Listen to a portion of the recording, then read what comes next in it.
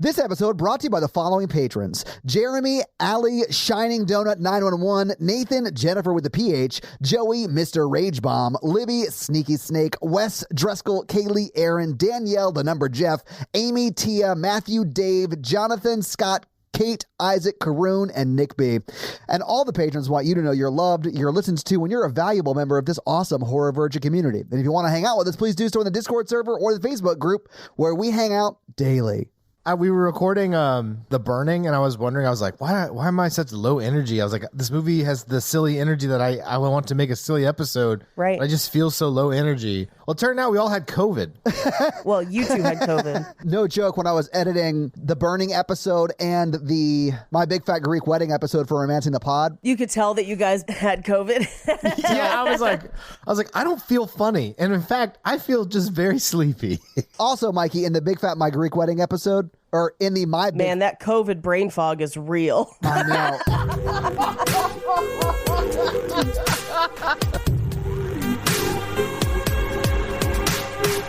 This old lady just needed some dick. She was horny for murder. Oh, so like a true crime podcast girl. Hey, you know what? Fuck you. I'm not paying you for therapy. Don't analyze me. Thank you for tuning into Horror Virgin. I'm Paige. I'm Mikey. And I'm your Horror Virgin Todd, which means I don't like scary movies, but you guys make me watch them. And this week, you guys made me watch... X. Paige, I'm going to make you a shirt that just says, I'm horny for cheese and murder. I would wear that. I should get that tattooed. Oh, that's a much bigger commitment than a t-shirt, but feel free. See, I'm horny for cheesy murders, which is pun-based murders. Oh, Mikey, I think pun-based murders are your like strong suit. Actually, Yeah. Were you like the head writer for CSI Miami for like 20 years? Yeah. Looks like he wanted to ask her a question. Anyway, so we watched X, obviously. Had you guys already seen this movie, or was this the first time you've seen it? Paige made me watch it. Oh, that's right. I saw it in theaters, so I got to see the bonus end scene that's not in the online version. Yeah, which I fast-forwarded twice through the credits to see, and I was like, I don't think it's on here. I did it today, too, to make sure, but it doesn't appear to be included. It absolutely is not, because I bought this movie because there is not an option to rent it. Same. There was, but it was the same cost as buying exactly. it. Yeah, extensively, that's the same to me. So, like, I just bought it, and I wish I hadn't. I wish I had rented it for the same amount I paid for it. When you told me you had bought it, I was like, I think he's going to regret that. It is what it is. It's the same anyway. Yeah. It's a write-off. Yeah, exactly. But Paige, you liked it when you saw it in theaters? There are parts of it that I liked more today, even than I liked in the theaters. In the theater, it's a very uncomfortable first watch, especially in a theater, to the point where I found it almost overwhelming a little bit at points. Okay. And not as much so watching it at home. I will say... It's probably the Ty West movie I've enjoyed the most. And I honestly, I think I have to credit A24 with that a little bit. Have you seen The Innkeepers? No. Should I? It's a ghost story. I like The Innkeepers. So we should do an episode on that. Every other Ty West movie I've seen, I have like hated, like not just disliked, like never put this in front of my eyes again, hated. And this is the only one that I have not. Okay. I think this and Innkeepers are probably his best. Okay. Because, like, Sacrament, I was like, I hated Sacrament so much, it, like, morally offended Well, that's why I picked that for the... We should say, we did an episode before Paige joined the podcast full-time on the Cult Podcast feed that is more or less just a Horror Virgin episode on the Sacrament. So if you haven't heard that, I guess, hidden Horror Virgin episode, it's in the Cult Podcast. Yeah. So all of my friends had really, really liked it and had talked about how much they loved it. And so we made a point to go see it in theaters because like everyone we knew that has good horror taste loved it. And it's definitely my favorite that he's done. One of my frustrations with Ty West typically is that he'll include things in his movies purely seemingly for shock value where like it doesn't super help the story, it doesn't necessarily fit. I feel like this movie has the least amount of those moments, but there's still a couple of them in it that I'm like, we didn't need this. Like this isn't helping anybody. Yeah. But overall, I think the cinematography of this movie is super cool. I think there's a really cool visual language to it. I do think the story is interesting, if creepy and uncomfortable. I think the performances overall are really good. It's got some bonkers kills. Yeah. Overall, I would say I generally like it. I could fully understand why Todd does not, but I do like this movie. Yeah. Overall. Okay, cool. Mikey, what did you think about it the first time you saw it? I'm kind of with her. I think it's one of Ty West's best. I really like The Innkeepers, but I'm more of a ghost story kind of person anyway.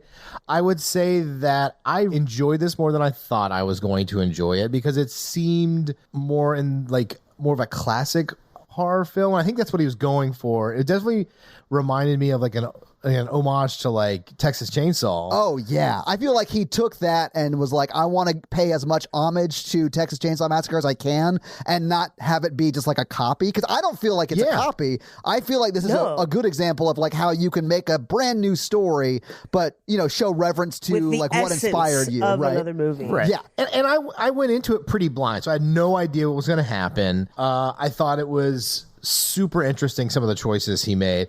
Like, I think the idea of coming across like retired serial killers is like an interesting concept. Is pretty fun, to be honest. Yeah. Which I thought it was fun to play with. I think it was, I also agree with Paige that the cinematography was pretty good, but like where I watched it, it was like very dark. So I didn't really get to see a lot of details. I think it may have been shot a little too dark for my taste because I'm like, the shadows are moving and I don't know if I'm supposed to be scared, but I don't know what's going on. Yeah. I will say that's where watching it in a theater is a lot better. That's what I would assume. It is way darker watching it in your house. In a theater, because it's so dark, it's almost like it puts you in it a little bit, and it makes it scarier. 100%. Oh, I'm sure this would have been terrifying in the theater. This was like a 7 or 8 for me in the theater. That makes sense, honestly. What I like about this more than other horror films is that all of the characters I liked, none of them were like, I hope that guy dies because he's an idiot. Yeah. Like, I kind of enjoyed all of them like that. And yeah, granted, they're all, you know. They're humans. They have complicated interrelationships with each other. But none of them were like none of them are just assholes. annoying. Yeah, you know, or whatever. So I like that. So it was like sad to see some people get killed. A lot of people they're like, oh, you guys are doing X. What did you think about it? What did you think about it? And a lot of people I talked to were like, old people sex. And like, that was people's complaints the most. And I was like, that's one of my complaints. That is honestly one of mine, because I felt like, and I'm torn about it because old people have sex, obviously. Yeah. And we shouldn't shy away from depicting that when the story calls for it. I felt like the way they depicted it in this movie was Ty West going for shock value. And I felt like the way the way it was shot is kind of exploitative. Now, granted, you could argue, and I think it's a valid argument, this is a movie about exploitation to a degree. And so it does merit that kind of representation. And it is cool to see her shifting under the bed. Yeah, she's like army crawling out while they're boning. Yeah. It's one of many, many shots in this movie that have what I would call like a haunted mansion effect, where they're shot super high up. Yeah. So it makes the room look impossibly tall. Mm-hmm. And they do a lot of it in a bunch of places. Her army crawling out, I felt like was a nod to the alligator scene earlier in the movie, except she is the one sort of creeping out of that space. Yeah. Right. Part of the reason it bothered me is both the people in the scene are made up to look much older than they are. They are not actual old people. Right. I mean, one of them is the main girl from the movie. She did double duty. Yeah, exactly. Yeah. And so I felt like in them trying to make them up to look grosser, older, it lessened the impact of what they were trying to say with that scene. I mean, I can see what you're saying, yeah, because they're not actually using old people to show it. Because, like, you're getting this shot of, like, his butt with the age spots on it, and I'm like, why are we focusing? Like, you could shoot this same exact shit in a slightly different way, and it wouldn't feel as out of place and exploitative. Like, watching it in theaters, it took me right out. I think it's interesting, though, to see sexual gratification killers get to the age where like your dick doesn't work well. And I think that's a very interesting concept that I've never seen explored. I mean, it literally kills him to fuck her. It does. Yeah. And here's the thing. I'm not saying don't have them have sex. I think you should. I think it's the way it's shot, because it completely took me out of the movie when I watched it. And this is also maybe just a personal thing. I hate when sex scenes are shot that way, just from above, butt moving up and down. I hate it. That's the good angle, Paige. It's the worst composition for a scene ever. Oh, it's absolutely. terrible. Yeah. But that is kind of what sex is. I mean, Sometimes. one very specific type of sex. Yeah. You could put that camera a million different places in a million different ways. But there's a lot of sex scenes in this movie, then they all feel exploitive in a way. I only like to watch sex scenes the way God watches sex scenes. That's basically what it is. From inside you? Oh, no. I also think there's and maybe this is because neither of you got to see the ending scene. There is a question as to whether or not they have always been sexual gratification killers, or this is a newer development. Oh, see, I wouldn't like that. I like being able to put it together without any answer. Because to me, it was like, oh, they've been murdering people for sexual gratification for a long time, but she's the only one getting off on it now because he has a bad heart now. Yeah. And I guess that could be possible, but what the latter scene implies, and it connects to some of the scenes in the movie, is that she was a movie star back in her day. So she was, much like our main character, in some kind of older exploitative films, and now she's older and does not feel like she's a star anymore, and that plays into their killing people. So she was like a 1930s porn star? Yes. Well, I don't like that at all. I like the backstory I developed in my head, which was like they would just go around murdering a shit ton of people as serial killers, like and doing the sexual gratification killing, and they probably had their own process, and then they were so successful they got old and like had to settle down. The implication based on the ending scenes plus some of the scenes in the movie is that it developed as a result of him not being able to perform. Now, granted, these people are very old, so it's possible that he has not been able to perform sexually in the way that she wanted for 40 years, like depending on how old they are. So like, I mean, he's got a mouth and hands. What are we doing, guys? Thank you. True. Yeah, no, I agree. He can still make his wife happy. Yeah.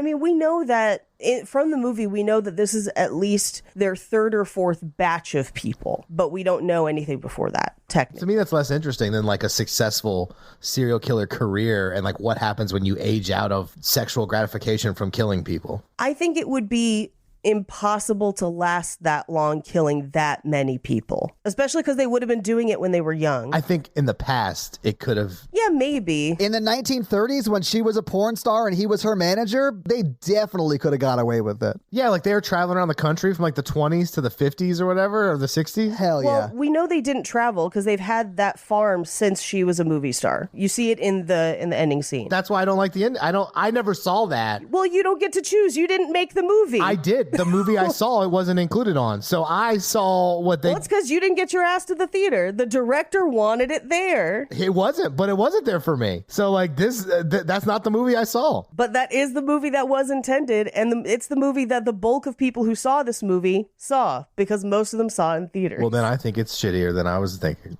That is one of the things that Ty West included that I was like, I'm not super sure about. Mm-hmm. That and making Maxine the preacher's daughter, I was not super sure about. I noticed was that at the end too. I don't know that we needed it. Yeah, it was a weird inclusion. I didn't think we really needed. Yeah, I think it was one of those things that was meant to be like, ooh, and I'm like, like it doesn't make a huge difference to me either way. Well, you know? because it wasn't really involved in the story. It wasn't. I mean, it's interesting that she recites some of the things from his sermon to herself as her personal affirmations. I do think that's a little bit interesting, but other than that, Yeah. No, I'm with you. Honestly, the preacher I thought looked like Robert Englund. Like Robert Englund? Yeah, the professor from Urban Legend. Yeah, that's the only one he's ever done that we've done. Yeah. Yeah. Oh, Robert Englund from Urban Legend. Got it. Yeah. From that one Workaholics episode. Got it. Yeah. I will admit that I think this is a perfect storm of a movie I don't like. It is scary. The body horror that doesn't normally get me, it's way over the top on this. It's pretty bad in this movie. Yeah, it is. It's really bad in this. So, like, it did get me. There were a few jumps, but the jumps honestly weren't the worst part for me. The body horror was real graphic and got me. I actually kind of liked the way this movie did jump scares. And it did it in a way that I don't think we normally see, where it would cut from action to action. So like there's one scene where she goes to turn on the light in the cellar. Yeah. And as she pulls it, we see the pitchforks go into Wayne's eyes. Yeah. And it's like, we're anticipating one action, we get another follow through. And it's a very kind of unique way to really disrupt your viewer in a scary way without just like, boo, jump scaring them. Yeah. And I thought that was actually pretty unique. I did kind of like them doing that. Yeah, I definitely don't think they used like cheap jump scares or anything. And the jump scares weren't super scary. In fact, the biggest jump scare, I sort of laughed afterwards because it was like when she runs into the old man. Yeah. And nothing happened. I mean, it wasn't like a kill jump scare, right? It was just like an, oh shit, watch out kind of thing. Yeah. Anyway, but Ty West is the type of director and like creator that I like just because he's really good at what he does, and he does it usually for like a really low budget. I think that's super cool, and I have a lot of love for those type of people. Like the people who did The Endless, I have a lot of love for them too, just because of the indie nature of what they do. I just don't like Ty West's style as much as I like the guys from The Endless. I think a lot of it is just because maybe his movies are actually more scary than like The Endless was, if that makes sense. So, but I don't think it's a bad movie. I think like The Sacrament's definitely more exploitative than this just because it is very much Jonestown, right? But it's also stylistically void, I would say. Like when you said Ty West style, I was like, what style? Well, I mean like the indie nature about how he goes about his productions. Sure. He definitely has a vision in this film and a style. Yeah. This film, but I feel that's why I said I feel like we have A24 to think for.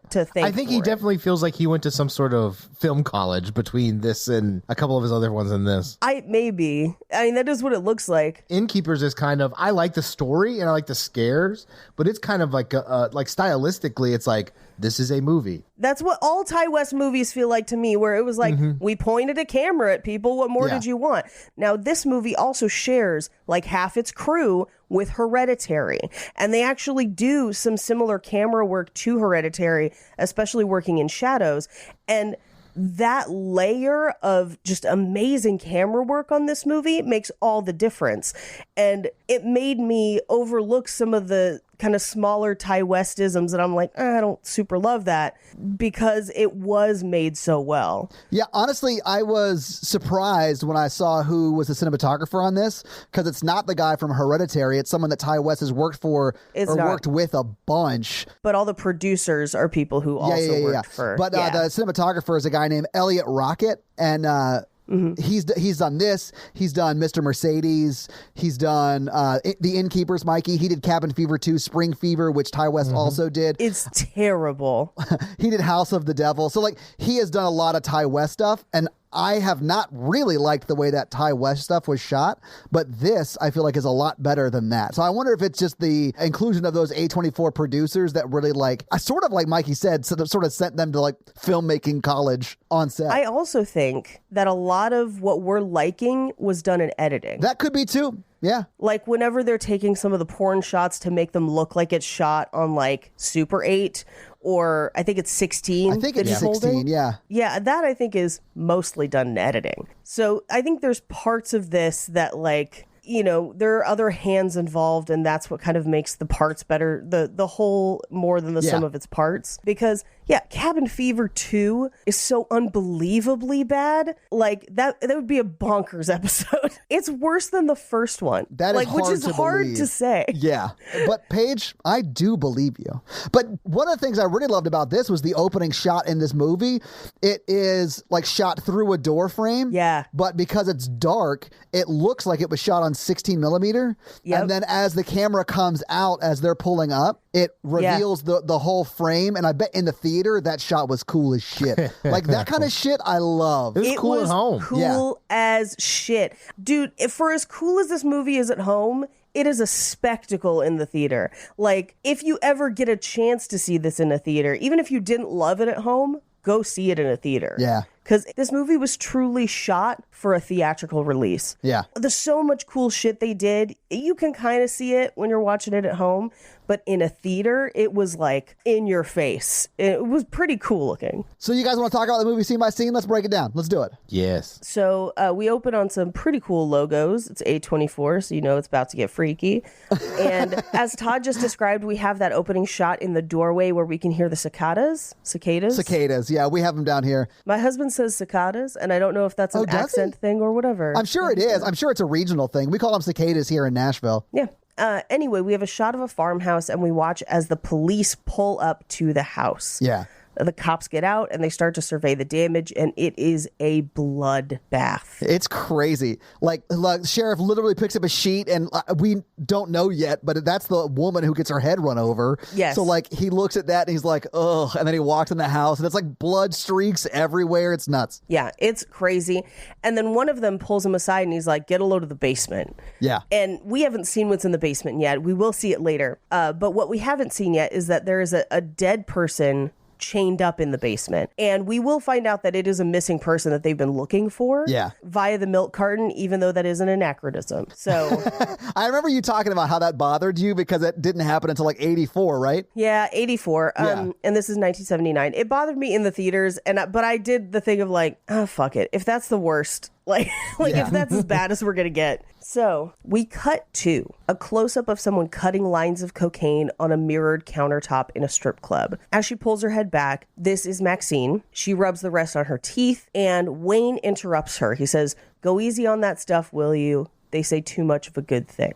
Now, this guy, who is the actor? I have it pulled up. In my brain, he's just not Kurt Russell. To me, he was not Matthew McConaughey. Yeah.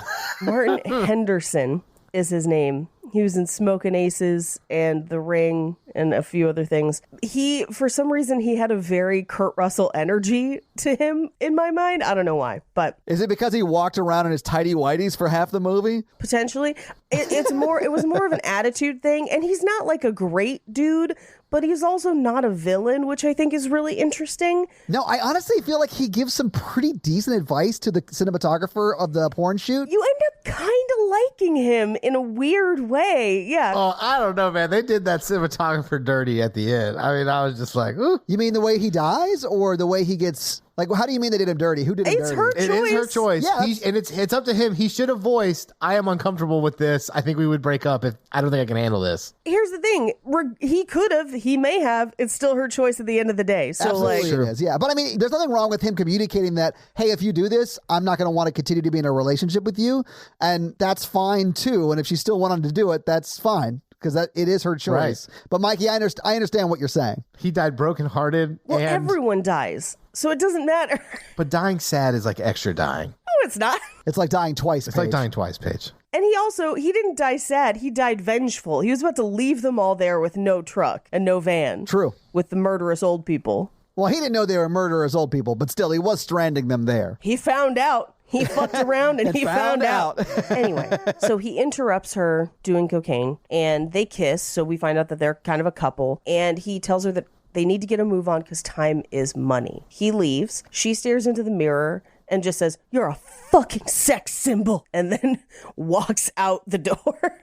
Her mirror conversations with herself are wild, but I kind of love them. Yeah, I honestly love that this movie taught me if I'm ever in a life or death situation, I need to be doing coke or I will die. Because she's the only person that does coke in this movie, and she's the only one that survives. One who lives. Yeah. I mean, I think realistically, she's probably not the only person doing coke in this movie. That's probably she's the only one we see. Yeah. And also, like, I feel like some people could have lived more if they had made better choices.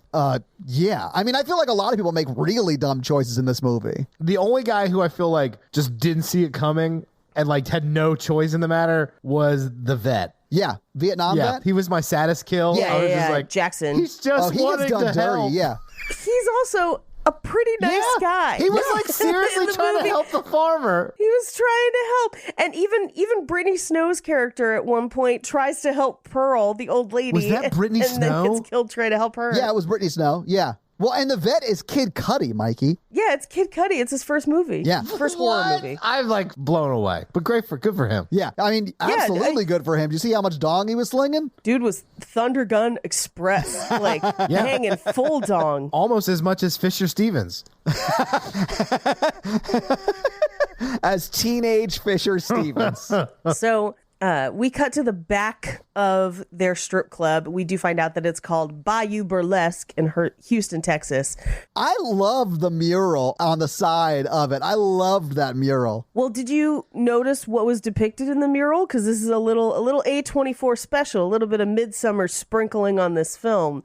It's Brittany Snow's character having an alligator take part of her clothes off. Yeah, well, it's like the copper tone sunscreen ad where it's like a dog. I think it's a dog biting the bikini bottoms of a girl, except it's a gator, which eventually kills Brittany Snow's character. She gets eaten by a gator. Yeah. And the mural, like, it is legit a good mural. Like, if I saw that on the side of like a country road that was a strip club, I'd be like, okay, I'm not going there, but that's awesome.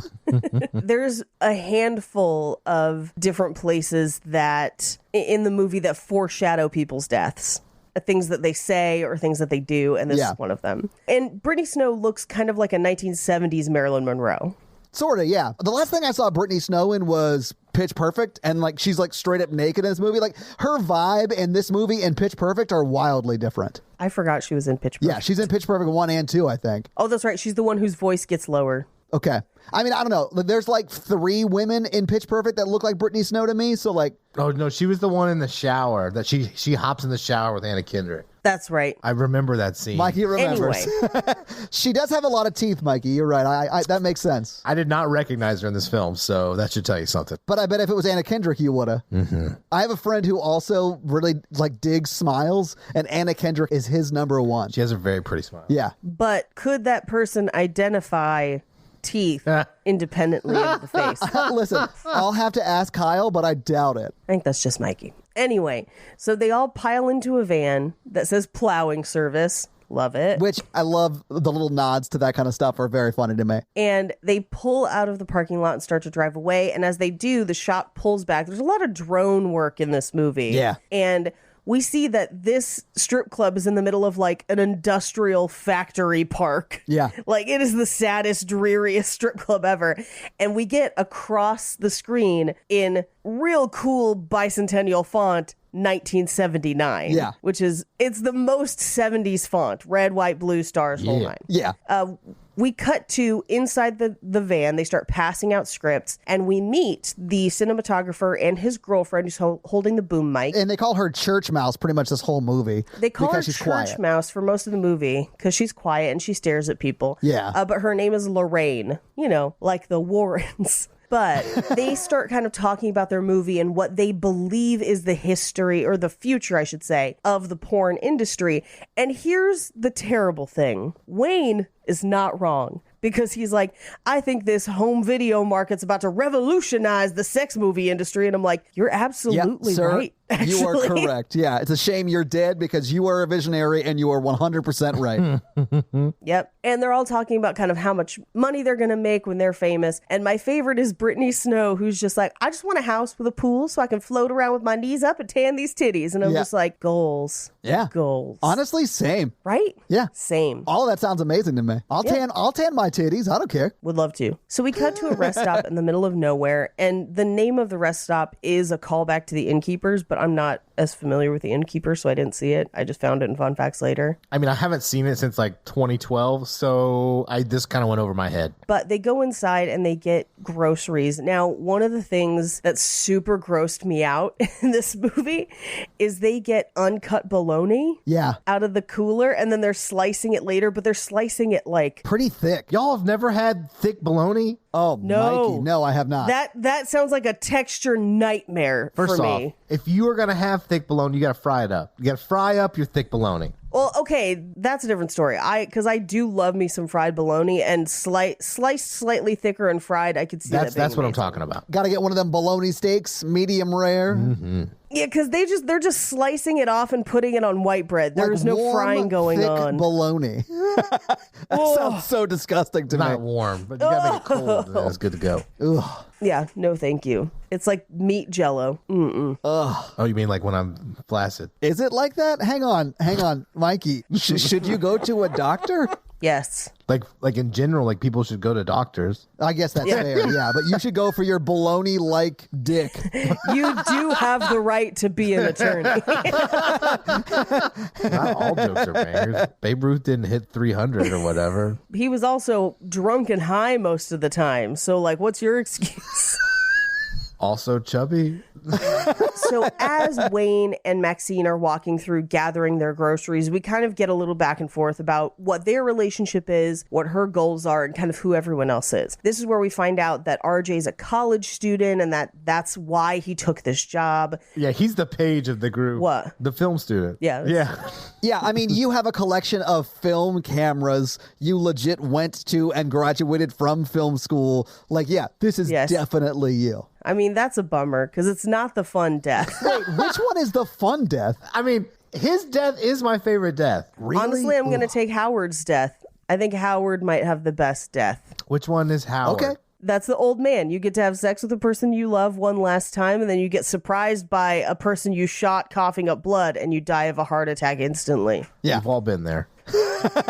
I liked her, that dancing scene, I thought was the coolest scene in the whole movie. Oh, after she stabs him in front of the van? I love that. I did think that was very cool. It felt to me like that was part of her murder ritual. That's what I thought. Yeah. I was like, oh, she's a serial killer. Yeah. Well, that's the dance she used to do when she was younger, so it's in the scene at the end of the credits. Like that specific dance. Do you have any specifics on why they didn't include that in the, like when they released it? I have no idea why they didn't. It's like watching a different movie, Paige. Well, no, I think I know why. I have no idea. Well, it's coming out as a prequel. Yes. In like this year. Yeah, they shot a whole second movie right after they did this one. Is it one of those things where like they were making this during COVID, so they just like had a lot of time to concentrate on this stuff? Actually, kind of, yes. So like they finished making like most of the principal photography for this movie, and then they had to like quarantine for 2 weeks, like in the middle of it.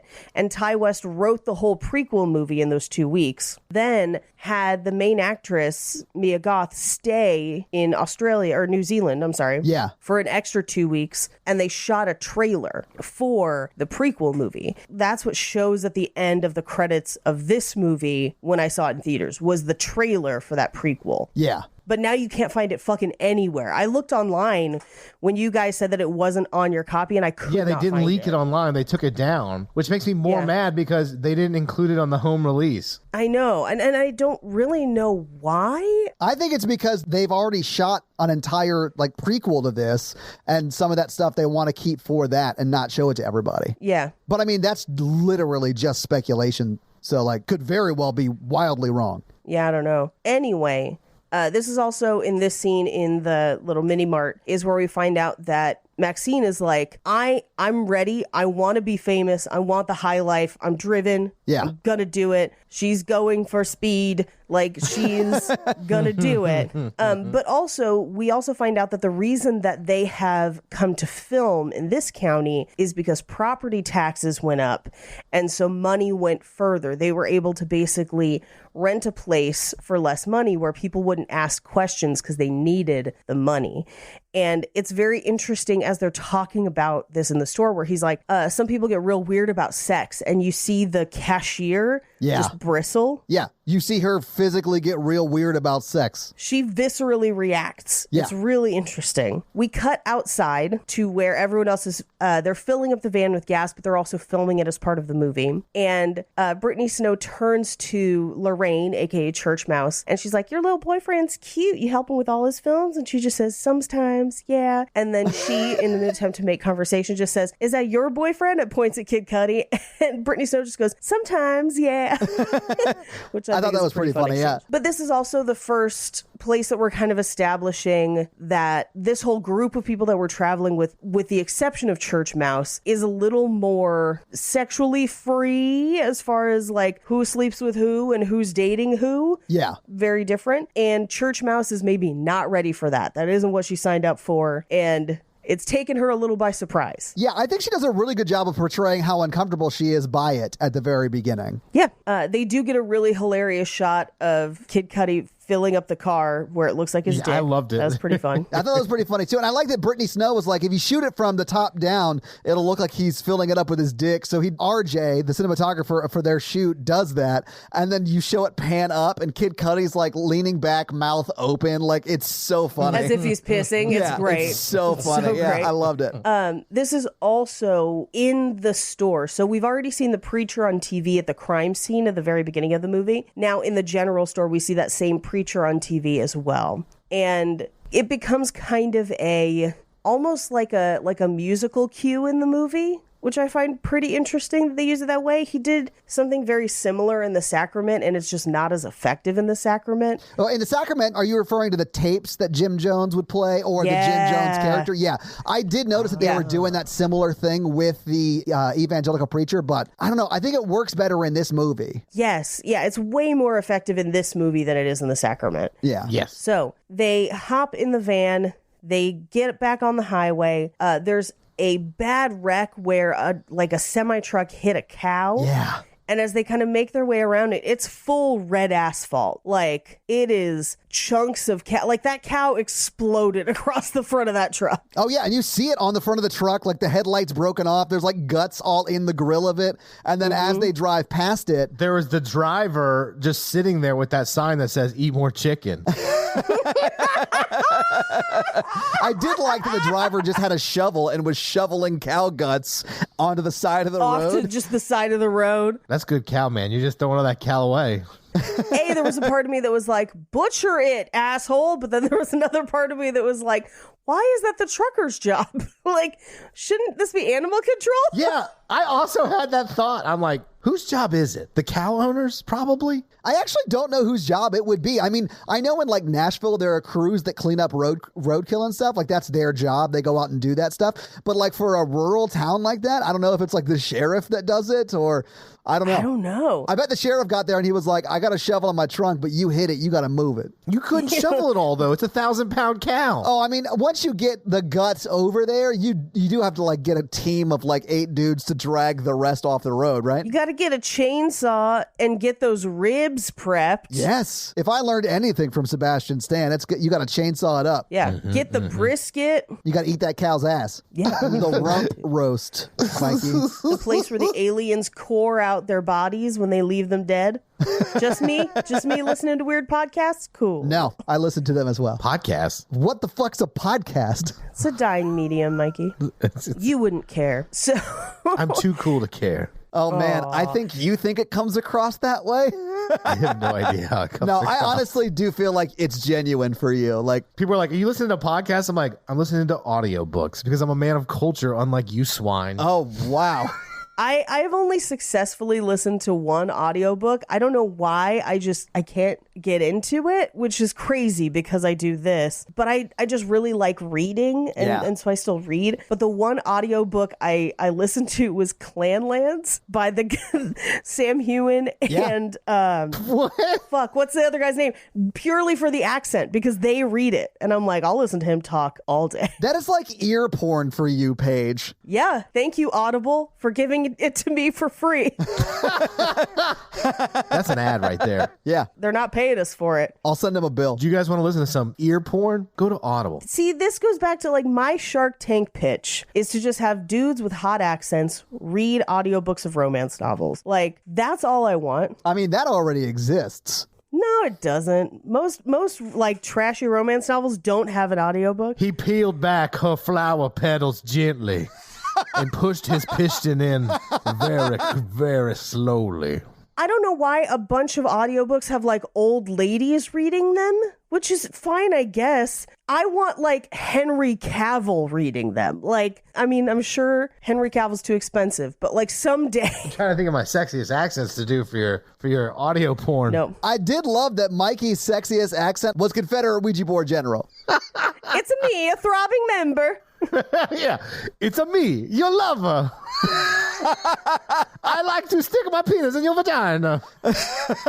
Mikey's like Fazoli's quote unquote Italian accent is my favorite. I'm gonna put my spicy meatballs in your mouth. I saw Fazoli's for the first time in Kansas City. I didn't know that was a thing. Oh yeah, And you guys had to inform me that it was drive-through Italian food. it And is. I was like, yeah, what? and it's as good as that sounds, which is not good. Anyway, they get to the farm and they start kind of unpacking stuff. But Wayne has to go talk to the guy who rented them the property so that they can fully unload. Yeah. And he is not happy with them. He kind of has forgotten that he rented the property out, allegedly. I don't know how much of this is an act or not. And he's very specific about where they can and can't go. He doesn't want them near the house where his wife is.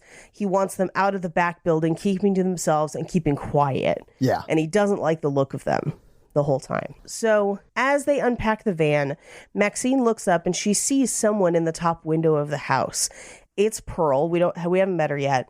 But Maxine walks away to join the others. They unpack at the back house, and the old man is like immediately like, I don't like the looks of y'all. I love when Paige does old-timey voice. It makes me happy. I like your old-timey voice because it just sounds like I have a punctured lung.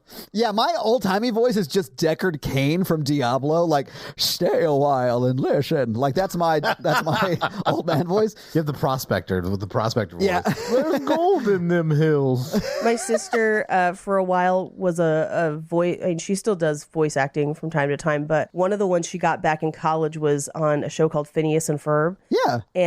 But she played an old man, but it was just like, what a nice young person, a whippersnapper coming to say hi to me. And it was essentially the old man from SpongeBob.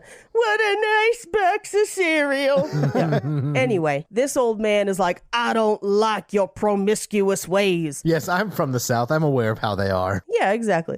Kid Cudi's like, hey, by the way, I was a Marine. I was a veteran. So like, I'm cool. Right? You served, I served, we cool. And the farmer's just like, that don't mean shit to me. I'm old and racist. Yeah. You know, but Wayne is like, hey, you asked for $30. I brought $100. And he's like, well, I guess I'm not that racist. And he just like takes the $100 and leaves. I mean, that actually did check out for me. He was surprisingly not as racist as I thought he was going to be. Well, I think because he knew he was going to kill him. Yeah. And also the vet, Kid Cudi's character is like super nice. Like he sees the old man like in the middle of the night walking towards their place with a shotgun. And he literally opens the door and is like, hey man, can I help you with something? Like that is not something I would do. No. Well, and in this scene, he actually makes a comment about, I've had my fair share of guns pointed at me from farmers, which is a foreshadowing of his death later on. Yeah. Have y'all ever had a shotgun pointed at you from a farmer? Not from a farmer, but from just a guy in a house next to the house we were toilet papering. I thought I told this on this episode. You did? Yeah. I don't think I have. Todd, you never were cool. Paige and I have had shotguns pointed at us. I've had a pistol pointed at me, but I don't think it was loaded. I mean, they told me it wasn't loaded after like the quote unquote joke was over, like whatever. Oh, I would murder someone who joked at me like that. I was pretty pissed and did not talk to that person much after that. Yeah, I don't blame you. Anyway, this is also the scene where Wayne talks about how this movie is going to make people's eyeballs pop out of their heads, which is a foreshadowing to his death later on as well. Yeah, because he gets his pitchforked out, right? Yeah. Okay, let's talk about their pornography first off, because they're talking about making a good one. Yeah. Comparing it to Debbie Does Dallas. No. Is it Debbie Does Dallas? Yeah, it is. No, Debbie Does Dallas, I thought that wasn't out yet. Debbie Does Dallas came out in 1978. Okay, so it is Debbie Does Dallas. Yeah. I just had to check, and then as I was typing it in, I was like, wait, which computer am I on? And then it is the podcast computer, so it's fine. Good. It doesn't matter. Either one, they're like, we're going to do something no one's done before, and it's going to be high quality and artsy, and they're like, the farmer's daughter. And I was like, I think that's a trope. Like, I'm pretty sure like that's been done a lot before your pornography. There's an actual adult film called The Farmer's Daughters from 1976, which is infamous because it stars a future acclaimed mainstream writer and actor named Spalding Gray. Really? Yes. Okay. I think the implication would be that that's what Maxine would go on to, is to do something more mainstream. Although this has a very Showgirls ending, so. Okay. Have you never seen Showgirls? I don't remember how it ended. For some reason, I only concentrated on a few parts of that film. Mikey's always asleep by the time it ends. It's a classic. No, it's not. So in Showgirls, they find out that she has led a rough and tumble life and has been arrested before in a number of things, and snags her suitcase from the guy who tried to steal at the beginning of the movie and then drives away off to commit more crimes. Fair enough. The chick from Saved by the Bell? Yeah. I mean, I think at the end of this movie, she goes to the authorities because they come. Maybe, because they do come and nobody would have called them. That makes sense. Anyway, it's at this point that Church Mouse is like, hey, he doesn't know what we're doing, does he? And they're like, no. Yeah, and don't tell him, please. Yeah. They start filming, and we get this first scene between Brittany Snow and Kid Cudi. And while they're filming that, Maxine goes out in the outfit that will be infamous in this movie. The overalls? I would bet money we will see this at Halloween. Yeah. Oh, I'm sure. I hope yeah. we do. I hope we do see this outfit on Halloween. I have a thing for overalls, and I had it before this movie, and I think it's because Overalls like this or just overalls in general? on women, I think that was a given, Mikey. I think she means like, do you have a thing for just overalls, or do you have a thing for like overalls with shorts and nothing on else other than that? Yeah, like is this a thing of like overalls worn in a deliberately sexy way or just overalls in general? deliberately sexy way. Okay. Because let me tell you about my freshman year typing class in high school. Tell me everything. How much Word Muncher did you play? We played typing zombie game or something like that. Yeah. What's it called? The Typing of the Dead or whatever. something, yeah. Anyway, this older girl, I think she was a junior, she sat next to me. And what was her name, Mikey? I have no idea what her name was. Damn it. I wanted to reach out to her and see if she wanted to be interviewed for the podcast. Let's call her Bloveralls.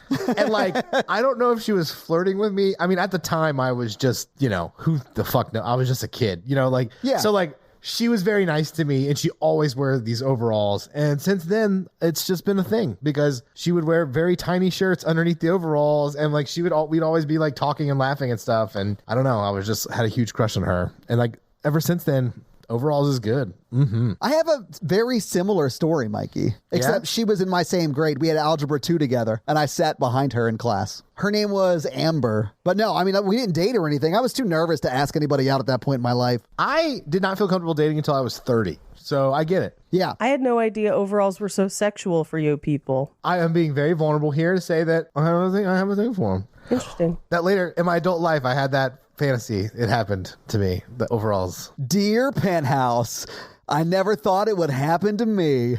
Dear Penthouse, I never thought a person would like me and then also wear clothing I liked because I talked about it once. And it was very Okay, nice. but did that person just wear overalls like a normal person, or did they wear them with nothing underneath? They wore them like a normal person for the date. And then that changed back at Sean's couch. Okay. I own a good many overalls. Keep those away from me, Paige. You're a married woman. I wore them because I was gardening, and then I was like, this is only one piece of clothing that I have to wear. Yeah. Trim, and not trim others. those hedges. Yeah. Garden for us, Paige. Oh, God. Ooh. Garden slow, baby. Tell me Garden more slow. about how you only want to wear one piece of clothing. I didn't think they were very cute as much as they were just functional. Tell me more about how you have to take all your clothes off to go to the bathroom. I mean, hey, I've been living that romper jumpsuit life, and that's real. I will never understand rompers. And like girls love rompers for some reason. And they're like, don't I look sexy? And I'm like, yes, because if someone asks you that, you always say yes. But I mean, like, rompers seem like a weird clothing in general. You do look sexy, but you also look like you're in the future and everyone is just like giving up on fashion and they're like, okay, we're going to go with the jumpsuit from now on. You know what I'm saying? Like, you sort of look like that. Yeah, you definitely look like you have to use the 3 seashells to go to the bathroom. I wore a jumpsuit to the show. The live show, yeah. And people lost their minds about it. They loved that. And I was talking to someone in the audience and had to pee really bad. And I said to that person, I was like, excuse me, I just have to go get fully naked in the bathroom. But you look fabulous. So, like, it's the cost of fashion, Thank Paige. you. Yeah. It is the cost of fashion. But if I were to wear overalls with no top, there's not an overall in the world that would cover enough of anything for me to just walk around like that. I do think you might get arrested. They must have like taped it in place or something, because she's showing side boob, but that's it, like just side boob. And for me, it would be like 3/4 of boob on either side. That sounds terrible. Yeah, don't ever do that, I guess. Yeah. I won't. I hope if Halloween runs around, no one else does that either. That would be horrible or whatever. Did you ever? Yeah. It'd be cold. Oh, even better. Or not. Who knows? It's global warming. That is true. Yeah. You heard Mikey. Put those titties out for the environment. Yeah. Slap them on the glass for the global warming cause. Whose side are you on? Wow, Paige hates the earth. I think if you don't do this, you just hate the earth and don't want to live here anymore. And I don't like that. Okay, if you're going to make having a substantial side titty pro-environment, then I'm going to say you have to dangle your balls out of your shorts, Fisher Stevens style, to help our water crisis. I mean, I live in Nashville. We have a lot of water. You guys are fucked out west, so I want to see all you West Coast boys dropping brain or whatever you call that. Hanging brain. Hanging brain, baby. Oh, man. Anyway, she walks in her overalls to the pond. Yeah. Where she decides to go skinny dipping. Oh, gross. You know, for the environment, guys. It's for the environment. For the cause. Right. So we cut back to the house. They have finished shooting that scene. And we see Brittany Snow wipe cum off her back and then toss the towel at Church Mouse. Which is so like, rude sorry. that she had to wipe it off herself. Well, that's because Kid Cudi is already basking in his greatness in the window. Like he's over there just like fully naked in front of an open window. This is kind of an X-rated topic here, but if I was ever in a situation where I was like, wipe it off yourself, I'm pretty sure that person would be probably upset. Off your back. Yeah, I get that because it's hard to reach. I don't know. You have to be very careful about how you throw a towel at someone. I mean, like, it all can go very south very quickly. I'm just picturing Mikey like going, now clean yourself up, and like throwing a towel from across the room. Mm-hmm. But I know you would never do that. It's Get just your funny to overalls me. and leave. I feel like ideally there would be some discussion about where things could go and who could clean them up when that happens. Oh, yeah. I mean, you don't want to just leave it on someone's back if they're not expecting that. Or you don't want to leave it anywhere someone isn't expecting. Let's just say it that way. Yeah, no. It should always be expected. Yeah. I'm just saying you have to be very gentle about that because people can easily feel degraded in those types of situations if you're not communicating comfortably. Yeah, but some people are into it, Mikey. Yeah, and I don't think she is. I think this is a norm for them, and she was just wanted to roll over onto her back and didn't want to stick to the sheets. Yeah, I think that makes sense. Yeah. But I do like Church Mouse's reaction because I don't think Brittany Snow meant to throw it next to her. She just meant to throw it on the ground. She just and tossed it literally yeah. like lands right next to her and she looks up like, gross. Yeah. But Brittany does apologize. She's like, my bad. She does. So we intercut between this scene of them kind of afterglowing and her telling Kid Cudi that he's good, but not that good. And he's like, well, you're not that good of an actor. And she pretends to have an orgasm. And she just says, bless your heart. Like, you thought, but I'm a really good actress. If you've ever been to the South and someone said, bless your heart to you, what they meant was you're stupid. Indeed. Yeah. And we intercut it with Maxine skinny dipping. And it is that really high angle shot. Yeah. Which is very cool looking. It is very cool. And man, that gator and her swimming towards the dock, and it's so high up, it looks really slow. It's just so cool. It's just such a well done shot, but it does build the tension. Are there gators in Texas? I'm sure there are. Yeah, absolutely. Hardcore. They serve gator in Texas. The one time I got to eat gator was in Texas. Yeah. East Texas is basically a swamp. But I thought the shot was super cool. And man, when she like pauses before she jumps out of the water because she doesn't realize she's being chased by a gator, I was like, fuck, you got to get out of the water now. It was so crazy. I would not have been expecting it in a pond in Texas. They could be anywhere that there's water. Yeah. Now that I have Googled it, I will be more concerned next time I go to Texas. All right. I also don't swim in ponds as a rule. Yeah. When you see her put her foot in that water, I was like, ugh, I wouldn't even dip my toe in that shit. No, ponds really gross me out. It feels dirty. I'd follow those overalls anywhere. Just like that gator, Mikey. Uh-huh. Just wiggling my ass, going real slow right at Sir it. Chomps a lot. Sir Chomps a lot, just trying to like, hey, how you doing, baby? What you doing in my waters? Got some nice raviolis in those overalls. Mm-hmm. Those overalls, man. So she avoids the gator, and we cut back to them shooting like additional scenes from the movie where like Brittany Snow's answering the door and Kid Cudi's like, my van broke down. Can I use your phone? And she's like, we don't have a phone. We have to wait till my daddy gets home. Yeah. But we can wait together. It's this whole nonsense. It's porn. Like it's bad acted porn. Yeah. We don't have pizza. We'll have to wait till my daddy gets home and my stepbrother to have the pizza. Like that kind of. Yes, we're aware how pornography works. I hope hope we got extra sausage. I wasn't sure. Pretty sure Mikey and I know about it. Yeah. Yeah. We can move on. I don't believe you've had impure thoughts like that. Oh, Not me, man. When I watched that scene, I said, I hope she wasn't upset that they made her wipe her own back. I feel like her feelings were hurt. That's what I think about things like that. Mikey is the sensitive one, ladies. Yeah. Anyway, Maxine walks back from the pond, and as she kind of passes the main house, she sees an old woman beckoning her from the porch. Yeah. So she follows her. And at first, the house seems empty, and she's looking at photos on the walls. And in those photos, if you look closely, you can kind of see that it is the same actress in the photos. Oh, totally missed that. In the like dancing costumes and things. So these photos have pictures of Pearl when she was younger. And she talks in this scene about like, I used to be a dancer. I used to be a performer. I was special. And so she sits her down for lemonade in the kitchen, and they have kind of a weird, almost like a standoff where they're not really speaking. They're just kind of sitting in this very awkward silence. So Maxine quickly drinks her lemonade. They hear Pearl's husband coming up the walkway, and she tells Maxine that she needs to go. Yeah. But before she does, she points out a picture of her and her husband, and she says, I was young once too. This is right before the first war, and there was nothing he wouldn't do for me. I was a dancer. You should have seen me move. And she reaches out to touch Maxine, and Maxine is like, what are you doing? I think she actually does touch Maxine on the side. She does. Yeah. Yeah, like on her side boob. Yeah. And so Maxine goes to leave the house because the husband's coming. And Pearl says, it'll be our little secret. And Maxine says, what will? And then leaves. I do love that because it just seems like a creepy interaction where like Yes. someone like wants to have something like a memory with you that did not mean to you what it meant to them. And they're like, Yeah.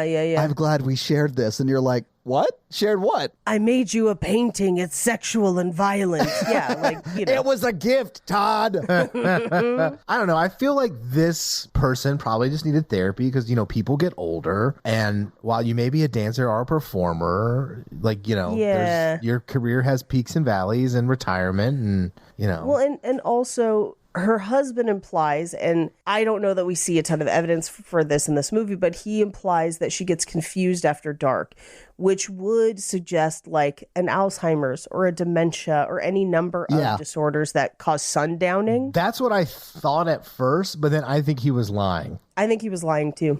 I guess we don't really know, but the end result is the same either way, so it doesn't really matter. Yeah. Anyway, Maxine runs back to the back house and runs right into Wayne. And he's like, we're going to lose the light. Hurry up. So she goes to the bathroom, does some coke, and then into the mirror says, I will not accept a life I do not deserve. And then fixes her hair and gets ready to film her scene. You know how preachers' daughters be, doing coke and stealing their daddy's lines? Not of that coke. They do. But yeah. You mean like when they come over to your apartment in college and get blackout drunk and you guys make out, but then now you argue about abortion on Instagram, just me? Oh, no. Did that happen? No. I don't believe you. I just made that up. I've seen their boobs. My favorite is the preacher's daughter in Ma that would just constantly pretend that she was unconscious. Anyway, so we cut back to the main house where Howard, the husband, comes home and he sees the 2 lemonade glasses out. So he knows. We cut back to the back house. He knows. Yeah. We cut to the back house where Maxine has fixed her hair and makeup. She kisses Wayne and she says, let's go to work. They go out to the stable, and I love that they pour a paper gallon of milk into the bucket. Yeah. Because there's a cow there, but they didn't milk the cow. They just poured store milk. They never touched that cow. No cows were harmed in the making of this film. That's true. On the side of the carton, it has the missing photo for the guy who we will find out is in the basement. Okay. Yeah, I didn't notice that. Yeah. So they make it look like she's milking a cow, but she's just sitting there. And they do this whole, like, I'm looking for the owner. Well, you must have talked to my sister. She didn't mention me. She's always been jealous that I'm younger and I'll get all the attention. And it's this very, like, sexy milkmaid. It's very porn dialogue. It's hilarious, yeah. And she's like, I could give you a ride. And that she does. Yeah, she absolutely does give him a ride. Yep. we cut to the main house where Pearl is in her bedroom with a bunch of terrifying dolls, and she's brushing her hair and putting on makeup. And we cut back to the film set, and we reveal that while they're filming the sex scene with Maxine and Jackson, that Pearl is watching through the window. Yeah. So, okay, at this point in the film, because I had no idea what was about to happen, I thought they had like a kid who was like a psychopath murderer. Oh, no. The older couple. Interesting. And also it was dark, so I didn't realize that was the woman watching. I noticed it, Mikey, because Maxine looks over her shoulder and you see the woman, and then the woman becomes Maxine in that scene. Like, Yes. Maxine is the one who's riding Kid Cudi at that point, right? So it's like Right. she's visualizing herself being Maxine in that moment, but we see her as the old Pearl sort of playing that out. Okay, gotcha, yeah. Yeah. But the fact that Maxine just like locks eyes with Pearl, like looking through the window at them and does not freak out. I don't think she sees her. Oh, okay. But I think okay. Pearl thinks she does. Okay, that's Does that fair. make sense? I mean, honestly, they're shooting porn. There are other people watching too, so it may not bother her at all, you know? Yeah, I think in my mind it was her looking over her shoulder toward the camera, because we will find out the camera's at that angle too. Yeah, okay. That could be too, Paige, yeah. Yeah, in my mind it was Pearl projecting that she was looking at her. Okay. But it is, from a visual standpoint, it does depict that kind of transference in a way. Yeah. Okay, so Pearl comes home to the main house and she approaches Howard, and she's kind of dressed up. She tries to look pretty, and Howard is like, hey, we talked about this. I can't. My heart can't take it. Essentially, like, we can't have sex. Physically, it could kill me. Yeah. And she's clearly upset by that. I would immediately die. Oh, you mean if you had sex? No, because he would have sex is why he would immediately die. Yeah, it would be very hard for me to have self-control based on my past. Oh, I get what you're saying. Even though it would cause you a heart attack, that would not stop you. And you'd be like, this was worth it! As you died of a heart attack. Yeah. So we cut back to the back house. And this is where everyone is hanging out and eating those disgusting thick cut bologna sandwiches that are not fried. Ugh. That are just lukewarm. So gross. On Wonder Bread of all breads. Ugh. But this is where they get into a pretty detailed discussion of, you know, the camera changes things, it's just acting, and how they kind of separate sex from love within their group. Yeah. Mm-hmm. And it's actually, I think, a really interesting conversation. It is. I think it's a very realistic conversation that like porn stars probably have. I mean, porn stars have like real relationships too outside of like what they do on camera. And like, it's probably not with the people they do it with on camera, you know? So like, that's a real like relationship issue they would have to navigate. Yeah, and it is kind of a really interesting scene just in the middle of this movie. Yeah. And what we find out is that Lorraine, Church Mouse, who's been watching them all day, is now kind of intrigued and she wants to be in the movie. Yeah. But RJ, her boyfriend, is like, no, I won't allow it, which is wild to me. Yeah, that is wild. It is wild to me because he just spent this whole time with her being like, yeah, don't be a prude. Right. And then the second she wants to do it, he's like, gross. I thought you were a nice girl. And I'm like, fuck you. Yeah. Yeah, I would have been like, hey, time out. Can we talk outside for a minute? I'd be like, I don't. Well, that's what Wayne does. No, I would not want to talk to Wayne. I would want to talk to the girl I'm dating and not be judgy about it. But I've been like, hey, I'm not comfortable with this. I think I would have given his argument more credence if he hadn't made fun of her for being a prude earlier. Yeah. Well, then he's in there like, no, I'm not going to allow you to do it. I wouldn't talk like that. I just been like, you can choose to do that, but there are definitely consequences to our relationship if that is the choice you make. Yeah. Sure. I just think it's some real hypocritical bullshit for him to join in the fun of mocking her when it seems like she's a prude, and then to turn around and be like, if you act differently, that the thing that I made fun of you for, there are consequences. Not defending that, not arguing that at all. I'm just saying, if it was me, one, I wouldn't have made fun of her because I'm a nice dude. Right. But two, I'd have been like, hi, we need to talk outside, Wayne. You're not involved in this relationship, so you're not invited to this conversation. Yeah. Shut up, Wayne. Yeah, well, and that's definitely, I mean, that's something you would definitely have to talk through in your relationship before it happened.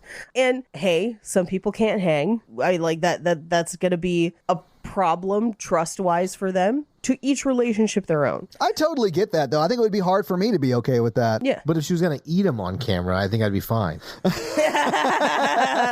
Honestly, it depends on the sauce. Oh.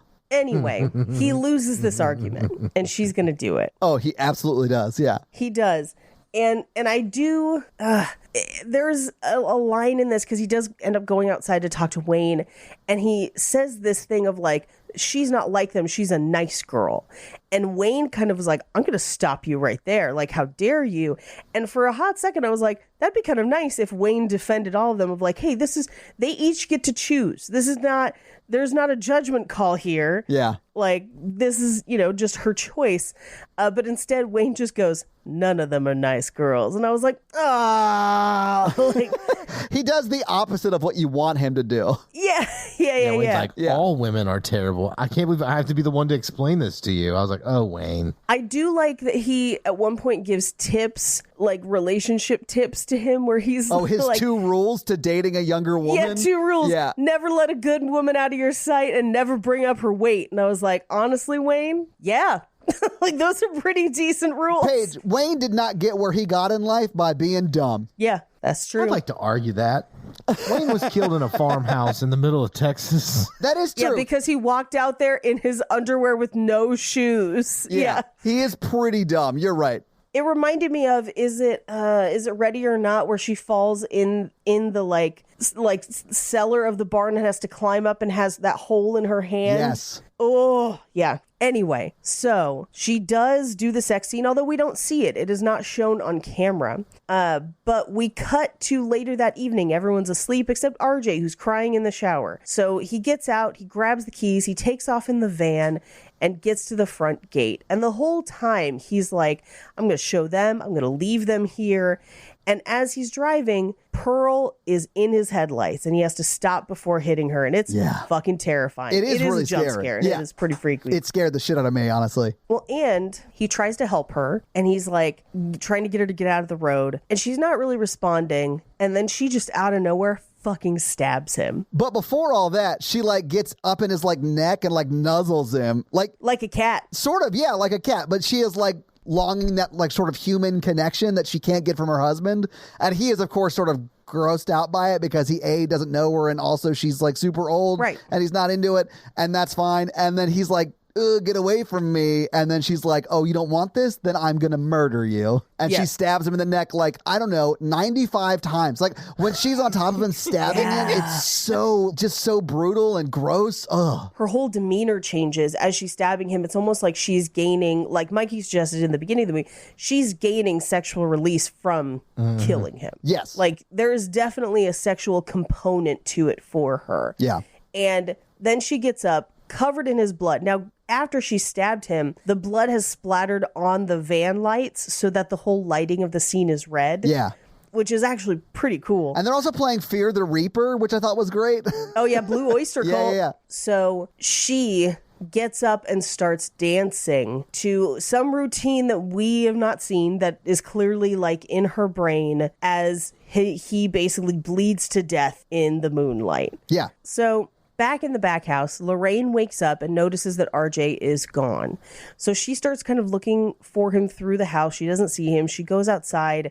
Wayne sees her and he's like, what are you doing outside? And she's like, I can't find RJ. And he says, well, the van's still here, because he can see it from where they are. Yeah. So he's like, he didn't ditch us. He probably just went for a walk to cool off because, you know, that was a heated conversation you two had. So, you know, he may just want to cool off. Yeah. But she asks if he'll help her find RJ. So they split up. Wayne goes to the barn. She goes kind of over near the house. She starts kind of looking near the van, and she doesn't quite get to his body when Howard interrupts her, the old man. And he says, hey, I haven't seen my wife. And she gets confused after dark. Will you help me look for her? And she's like, well, I haven't seen my boyfriend. Let's both look for both of them. Do you think they're hooking up? They were.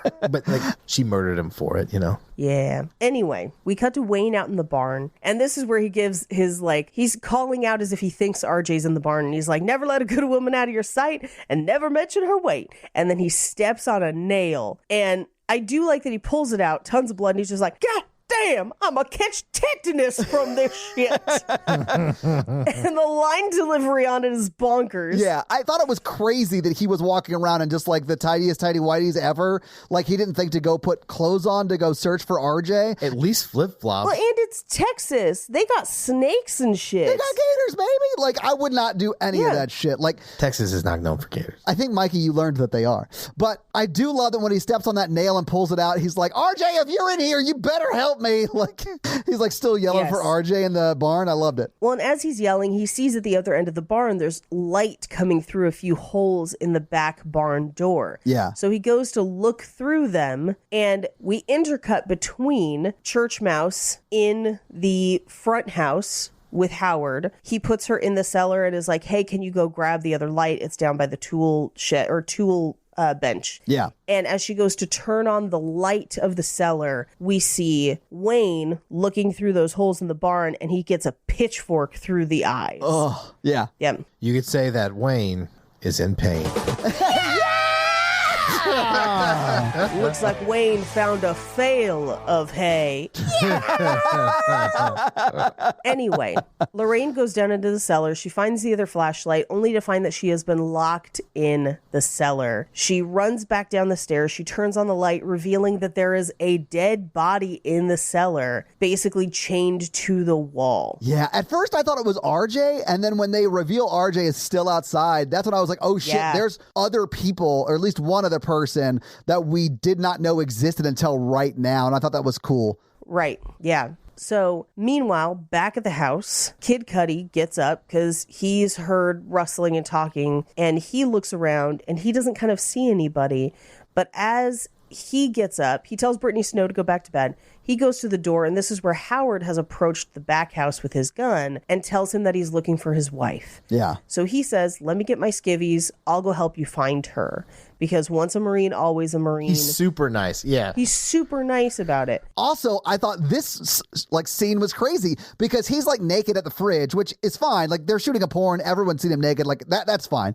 But he sees a guy walking around in front of the house that they're staying in with a shotgun and a flashlight. And he just walks to the door, butt ass naked, opens it and like offers help. Like it was crazy to me that he would do that. He doesn't know that guy. Like, what happens could definitely happen to him. Like, it's Texas. It's the 70s. Like, I don't know. I thought it was wild. But I do think he feels sort of a kinship to the older guy because they were both Marines. At least I think that makes him want to help, you know? Right. So they go out to the swamp looking for Pearl. But meanwhile, Pearl is in the back house. Yeah. So she goes into Maxine's room. She gets naked. She crawls into bed with Maxine, and she's touching her while Maxine sleeps, and her hands are still covered in blood. Yeah, it gets blood all over Maxine. This scene actually legit drove me crazy because there's no way you'd sleep through that. Yeah, well, the only thing I could potentially think is that Wayne would have been in her bed had he not already been killed at the barn. So maybe she thought it was Wayne, but I feel like it'd feel completely different. It would smell different. Like, I feel like I would have woken up as well.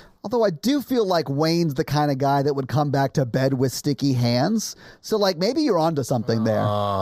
So, in the swamp, Howard reveals that there's only one flashlight. And so, Kid Cudi agrees to go without the flashlight and leave the flashlight with Howard. Yeah. We cut over to the cellar in the main house where Lorraine has found an axe and she's trying to chop her way through the cellar door. She can't get out. So she ends up starting to chop through the door that leads down into the cellar from the house. Yeah, the door that he locked behind her. Right. Yeah. We cut back to the swamp and Kid Cudi has found a discarded flashlight, but also a car kind of poking into the swamp, and it's not one that they recognize. No.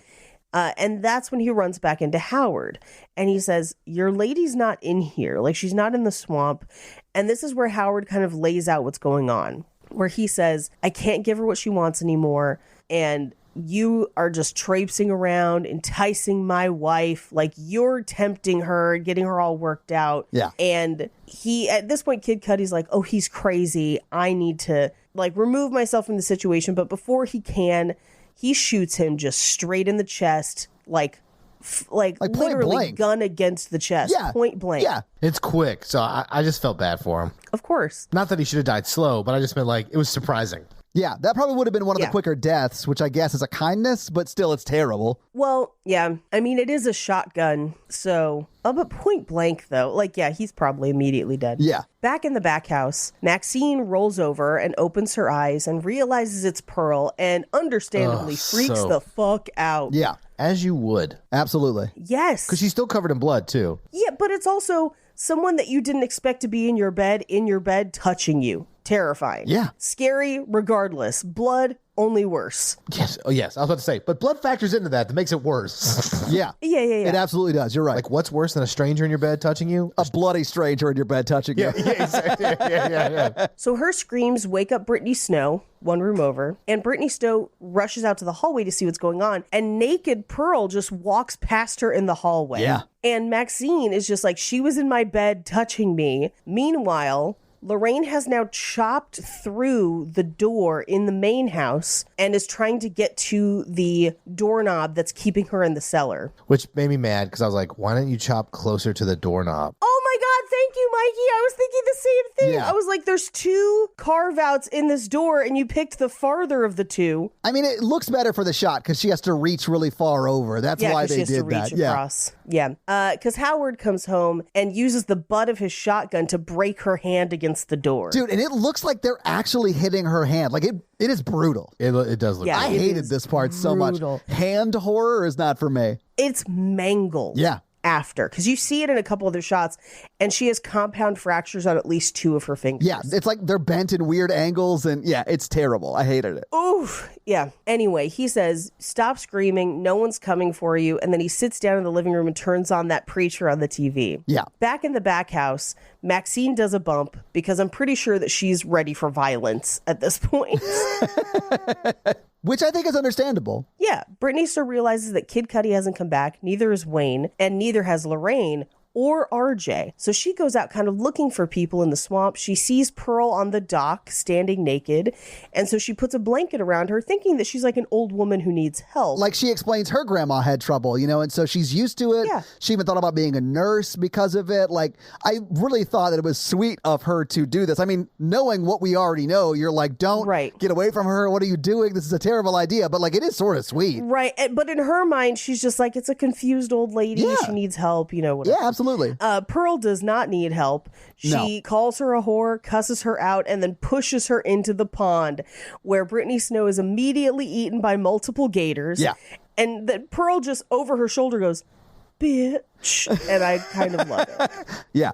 So Howard joins his wife on the dock, and he says, was that the one? And she goes, I don't like blondes. And this is kind of, we know they're both in on it. We know that they're looking for something specific, and it's something for Maxine. Yeah. So Maxine now is like, am I the last one standing? And she is. So she hides under the bed as Howard and Pearl come in looking through the house for everyone else. And they're listing off who they've killed. They're like, we've got 4 down. There's 1 back at the house. And this is where they sit on Maxine's bed and they start this conversation of like, tell me I'm special. Tell me I'm beautiful. You'll always be beautiful to me. Yeah. And it does in a way start out very sweet, even though they're murderers. Yeah, in a different context, it's sort of a very sweet conversation of a husband like comforting his wife and saying that I still find you very attractive, I love you, all that stuff, right? Right. But they have just murdered a bunch of people, so it doesn't play that way in this moment. Right. And the camera angle shifts up as they decide to have sex, even though it could kill him. Which is like the hottest sex. Oh, yeah. The possibly I'm going to die during sex and my body will crush you over the next 6 hours because you're not strong enough to like push me off. Yeah, that's every sex with me, ladies. Oh, no. Mikey's the best weighted blanket, ladies. But what we do see in this sex scene is, because we know Maxine's under the bed, we see her kind of shifting under the bed to crawl out and get out of the room, which is actually, like, for as much as I didn't love the way the sex scene was shot and kind of played in this movie, I do love watching her navigate under the bed. So it's kind of 50-50 for me, where it's like there's parts of it I like, parts of it I don't. See, I wish they went dirtier. I wish they like talked dirty about murdering people during the sex scene. I like really got into their like process. Yeah, I don't, well, I guess I'll be interested to see the prequel and see if that is part of their process. Like, are they process killers or are they product killers? Like, what is it? What's their whole MO? Like, do they use the bodies afterwards is the question, right? I think the basement would suggest they do. Well, with her dancing, like she like orgasmed from murdering. Yeah. I agree too. That basement did show that. Yep. So Maxine crawls out of the room. She takes off running towards the van. She finds RJ's body, which they've just left. Like, the van lights are still on, illuminated, destroyed body in the street. And she reaches into the van, grabs the gun in the glove compartment because she knows it's there from earlier in the movie. Yeah, but we already know that gun's not loaded because earlier in the movie... Yeah, they had that conversation. Well, this isn't loaded. Oh, mine's not either. Yeah. We hear screams from inside the house, and she goes inside. She lets Lorraine out, and Lorraine freaks out. She's like, I'm done letting you people help me do anything. Like, I'm fucking out. And so she takes off running for the porch, and a gunshot clips her right as she gets outside. Oh. It's such a cool shot. It is. It just lays her out on that porch. Just back on her ass. It's so crazy. It's so nuts. And so Maxine hides in the house as Pearl and Howard try to drag the body inside because they're like, well, if she's in the house, it's self-defense. And we don't think anybody's going to come looking, but just in case, we have to make sure. And so as they pull her in, we see a shot of Lorraine's face, and her face is basically partially blown off. Like, if she's not dead right now, she's about to be very dead. Oh, yeah. Porn blew her mind.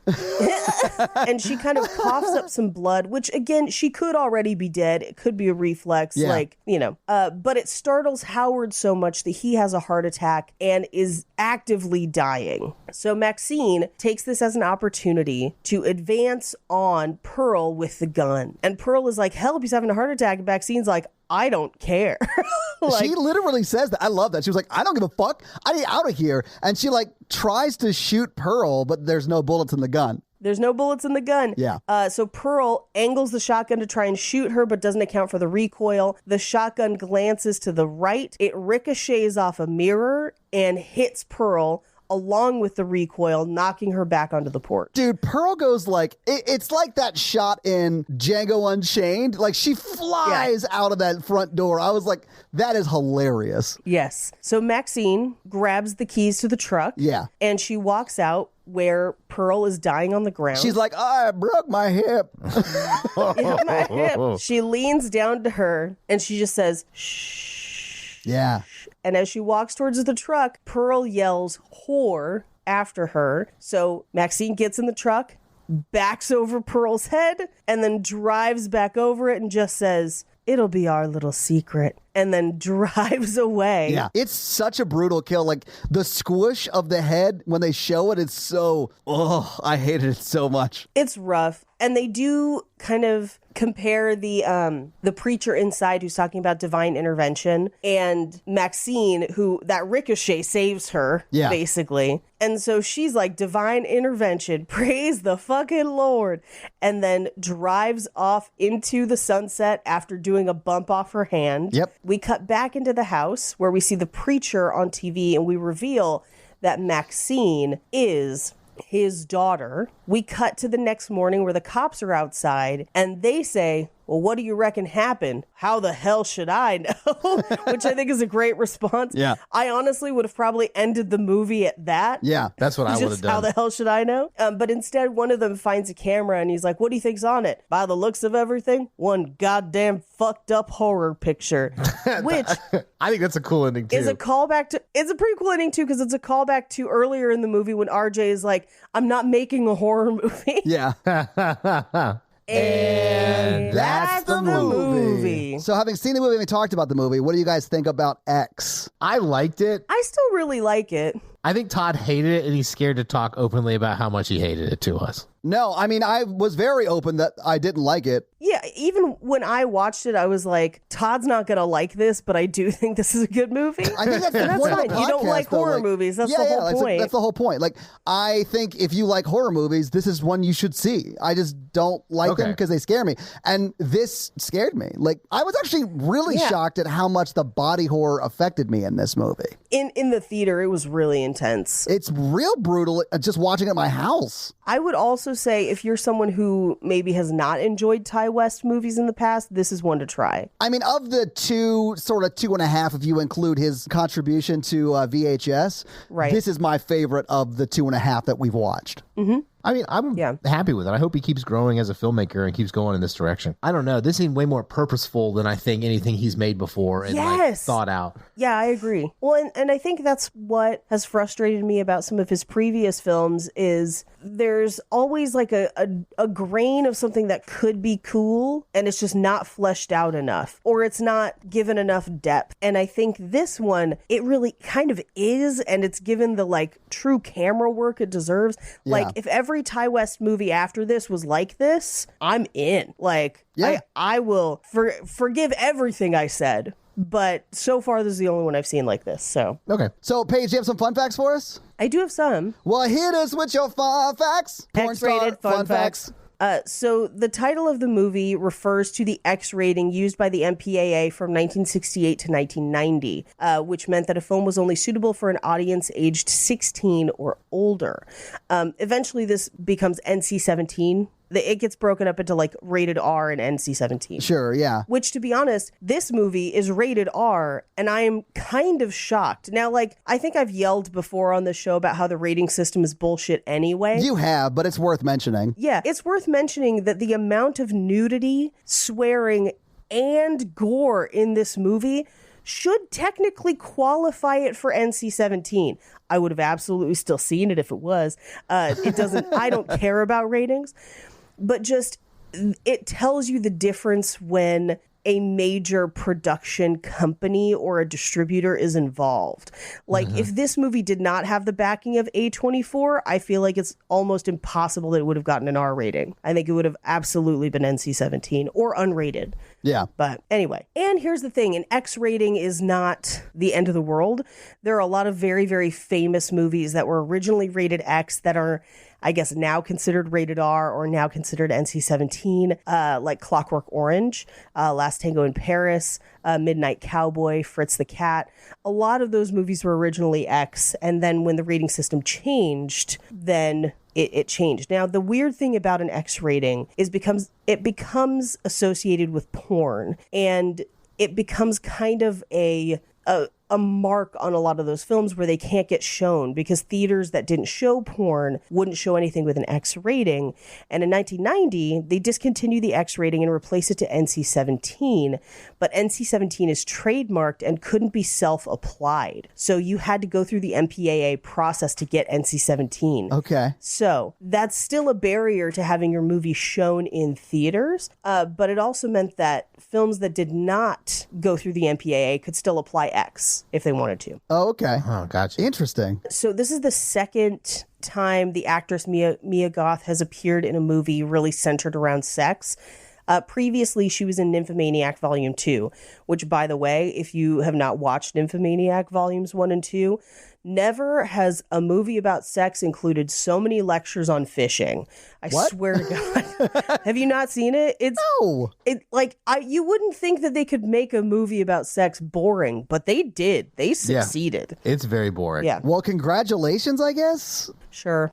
Anyway, some slightly spoilery fun facts. We talked about the deaths being foreshadowed, but we also haven't talked a ton about how Mia Goth is playing both Maxine and Pearl, both in the old makeup, but also if you did see the post-credit scenes as young Pearl as well. And she will reprise the role in the prequel. Yeah. The day after the South by Southwest premiere, Ty West revealed that he had written that prequel and that it would be coming out this next year. Now, in the movie, they reference Psycho. It's in that conversation where he says he doesn't make horror films. And Jackson discovers a partially submerged car in the pond a few hours later in movie time. And it is almost the exact same model as Marion Crane's car that gets dumped into the lake by Norman Bates. Okay. Which is kind of a fun callback. Yeah, that's cool. As they mentioned, the man in the basement is the man on the milk carton, but the film was set in 1979, and the first usage of milk cartons were for missing persons in 1984 as part of a campaign run by the National Child Safety Council. So it was also only children not adults. Yeah. The dance that she does after killing RJ is very similar to the one she did in Suspiria, the 2018 version. Oh, she was in Suspiria? It's meant to look like it. The newer version, not the older version. Yeah. We've done the older version. Okay. It's one of the worst movies I've ever seen with my human eyes ever. It's Jala. But those are your fun facts. Well, thank you for your fun facts, Paige. Let's talk some box office. So I actually could not find the budget for this, but I'm sure it was pretty low budget. It's like a single location movie, more or less. To be honest, it's probably higher than you think because it's A24. Unless they signed on only at distribution level. Yeah, which I don't have any information on, but I do know how much it made in the box office, so we can talk about that. So the movie came out on March 18th of this past year of 2022. It was number 4 the weekend it came out. It was beat by The Batman, Jujutsu Kaisen Zero, the movie. I don't know what that is. Sorry. I probably butchered that name. Uncharted was number 3 that week. X was number 4, and Dog was number 5. Did anyone see Uncharted? I want to. I think I'm going to see it this month. It's still out. I enjoy the games, but it looked a little weird. I was going to catch Uncharted when it hit HBO. Yeah, that's kind of where I was at. Yeah, which hasn't happened yet. You can like buy it for $20 like we did today, but you can't rent it anywhere. So yeah. So anyway, X was 4 in the box office the weekend it came out. How much do you think it made in its opening weekend? Ooh. 10 million? I'm going to say 2 million. Okay, so Mikey, you say 10. Paige, you say 2? I said 2 because we saw it not long after that because we saw it right after I got back from South by. And so we saw it maybe 2-3 weeks after it came out, and it was nowhere. Like we had to find a theater to see it in Los Angeles. So I'm going to go 2 million, and I might be wrong, but whatever. Okay, so it's actually $4.2 million that it made in its opening weekend. Okay. And it was actually in 2,800 theaters its first weekend out. Now, Paige, you said you saw it in the third weekend out. By its third weekend, it was only in almost 1,800 theaters. So it was in less than 1,000 theaters 2 weeks after it opened. That sounds about right. And of course, because of that, you make less when you're in less. And also when your third week, you're going to make less than your first week. That's common stuff, right? So how much do you think it made in its total domestic box office run? I'm going to say 8 million. It's still out, isn't it? No. Its last weekend in theaters was the weekend of April 29th, and it was only in 49 theaters. It did not come back the week after that. 6 million. So, Paige, what do you think it made total box office domestic? I said 8. It actually made $11.7 million domestically, and then another 1.3 internationally for a total of $13.1 million, which I bet is more than the budget for this movie. And then it got $20 from each of us because we bought it when we watched it today. So it's made at least $60 in the whole market performance. So I bet it'll make a lot in the home market because it got a lot of buzz. It was not in theaters a long time. No, it wasn't. It really wasn't, Mikey. You're right. But that's your box office. Yeah, Mikey, hit us with that scary scale. Scary scale, listeners, scale of 1 to 10 of how scary we found the film today when we watched it. Not a scale of quality, just a scale of scary. Our 1 example is Ghostbusters. Our 10 example is Texas Chainsaw Massacre. Paige. So when I saw this in the theaters, it was a solid like a 7 at least for me. I was pretty freaked. Today, it was like a 2. I think that's fair because you knew it was coming. For me, I didn't know it was coming. I didn't see it in the theaters, and body horror doesn't get me as much, but I'm still going to give it a 5 because it did affect me. Yeah, I think in a theater, it would have scared you shitless. I think so, too. I think the jump scares would have been way bigger in a theater, and that would have kicked it way up the scary scale for me. So, yeah, I agree, Paige. I do, too. I'm going to give it a 3, though, because I didn't get super freaked out. But I think in the theaters, it would have been like a solid 5 or 6. Yep. Yeah, that checks out. And that's our scary scale. Yeah. So this week, you guys made me watch X. What are you making me watch next week? Next week is listener request. That's right. It is the listener request. And this month, the listeners whittled the final 4 down to American Psycho, Creep, Freaky, and Orphan. And it looks like Creep has taken the final vote. So your homework for next week is to watch Creep and then check back for that episode. Review. Yeah. So, Mikey, do you have a review for us to read? Yes. Nice. Well, whose review are you going to read this week? I'm going to read Dip Dobson. Okay. Dip Dobson 212. All right. Well, what does Dip Dobson 212 have to say? 214 episodes and going. Yep. I've been around this podcast since the initial sneak peek back when they were on Modern Horror's podcast thread. That's like super early on, like first few months really of the early. podcast. Yeah, that's amazing. I didn't even know you did a sneak peek. This is a podcast that sticks with you and makes you look forward to your Monday drive to work. Oh, that's very kind. Seeing the show grow, change, and mature as the host grew and learned the unfortunately dying medium of podcasts has been a very rewarding experience as a listener. I greatly appreciate all of the fun you bring to my day and the day of everyone else who tunes in to listen. 5 stars. Well, Dip Dobson 212, thank you so much for that awesome review. And if you want to have Mikey read your review, leave us a 5-star review. We're up to 1,050. I know, right? We blew past 1,000 and now we're almost to 1,100. It's insane. So, guys, if you like this show but want to hear this power throuple on another movie review show about romance and romantic comedies, check out Romancing the Pod, where Mikey, Paige, and I break down and make fun of romantic movies. It's a lot of fun, guys. Check it out. If you want to follow us on social, please do. We are at Horror Virgin or online at horrorvirgin.com. If you want to follow us all individual, you can do that as well. Paige is at Paige Wesley on Twitter or Rampage Wesley everywhere else, including TikTok. Mikey is at mrandolph24 and I am at Todd J. Awesome. If you like the show so much and you want to help financially support it, please do by going to patreon.com/horrorvirgin, where you can get a lot of great levels and a lot of great stuff like bonus episodes, director's cut episodes where they're a little bit longer and you get them actually a day earlier than the regular feed drop. We do a lot of great things like listener requests and stuff like that. So guys, check out the Patreon and help support the show. If you want to financially support me, but not Todd, just look me up on Venmo. If you can't financially support the show, that's understandable. That's fine. But if you want to hang out with us on the daily, join the Facebook group at facebook.com/group/horrorvirgin. We also link it like once a week. So just find it there and join the awesome Facebook group. Literally, we're in there talking every day. It's awesome. And guys, we got a P.O. box. So if you want to send us some love letters or whatever you might send to a P.O. box, it's actually not a P.O. box. It's like a regular street address. It's pretty awesome. It's 6688 Nolensville Road, number 108-34, Brentwood, Tennessee 37027. So send us some stuff. Yeah. And if you want to check out our Twitch stream, we're at twitch.tv/Todd Awesome, where we will be playing horror video games. So if you have always wondered what it would be like to watch me get scared, you can now do that on Twitch while I play these horror games. It's twitch.tv/Todd Awesome, guys. Check it out. It's a lot of fun for you. Not a lot of fun for me. This episode was brought to you by Nick B. Nick B, fun fact. Oh, yeah? Yeah, he almost got eaten by a gator, but he climbed out just in time. And we are lucky that you survived the gator attack, Nick B. Yeah. Mm-hmm. Well, this episode was also brought to you by Tia, and Tia's teenager is driving her crazy. So how is Tia's teenager driving her crazy this week? Tia's teenager is driving her crazy by yelling affirmations into the mirror without cocaine. So, like, imagine that kind of volume. It's just powdered sugar. Yeah, just pixie sticks. I will pass this math test. Just smoking her candy Pass cigarette. the fun dip, Mom.